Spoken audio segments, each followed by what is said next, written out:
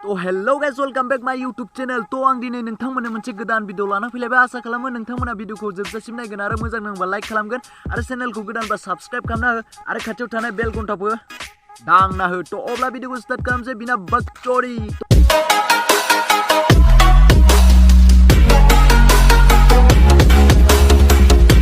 तो आसलते जोंनि बुहुमा मा जालांखो जेबो पात्ताखौनो गैला आरोना। जेराव ससियेल मिडिया खुलिबानो उल्थां फाल्थां भिडिअखौसो नुग्रोनो मोनबाय थायो। जेराव सेंग्रा मानसिफ्रा दख'ना गाननानै मोसानाय, हिजरा टाइपनि मोसानाय, सोरबा बादिया गैखाथारै बुस्थुखौनो नांगौ होननानै इसोरनाव बोर बिनाय। नोंथांमोना नैबे भिडिअखौ नायनानै लानो हागोन।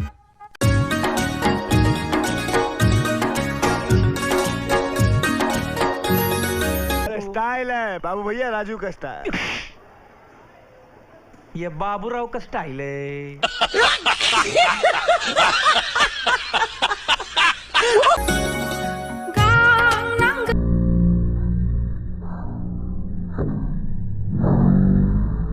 तो बिथांनो गां नांगौनो। आं इसोरनाव बेखौनो आरज गाबो, इसोर बिथांनो जल्दी गां होबानो जाबाय। बिथाङा बिरनो बुब्राबनो लुगैथारबाय। आं बे भिडिअखौ नायनानै मोनसे खोथा सानदों, बिथांनो गांनि गोनांथि जायाखै, दैनिसो गोनांथि जादों। नोंथांमोना हायाव नटिस खालामनो हागोन, बिथांनो दैनिसो गोनांथि जादों।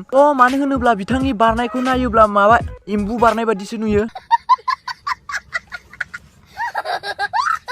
वाह क्या सीन है, वाह क्या सीन है। तो भिडिअखौ अनलि एन्टारटेननि थाखायल'सो बानायनाय जादों, बेहाय रावखौबो दुखु होनो थाखाय बानायनाय जायाखै। माबाफोर गोरोन्थि जायोबा बयनावबो आखाइ खबजोबनानै निमाहा बिनाय थाबाय। अब्ला भिडिअखौ नायबावदो। अबे ओ दिवाली की फुलझड़ी जला डालूंगा अभी। आसलते आं बे भिडिअखौ नायनानै सानबाय आरो बे मादैया मा बुस्थुखौ देखायनो नागिरदों पात्ताखौनो गैया आरो मा कन्टेन्टनि भिडिअ बानायदों। आसलते आजिखालि बारा टेलेन्टनि गोनांथियानो गैला। मानो होनोबाथाय आरोना आखायाव मोनसे मबाइल लादो, बिनिफ्राय सेक्सि बडिखौ देखायदो, ओमफ्राय थाफ्लि सोमावनाय भिडिअ बानायदो। बेफोरबादि भिडिअ बानायबानो आरोना भिडिअआ बहुत भाइराल जायो। नोंथांमोना बिनि भिडिअ माबाफोर कन्टेन्ट नुदोंना?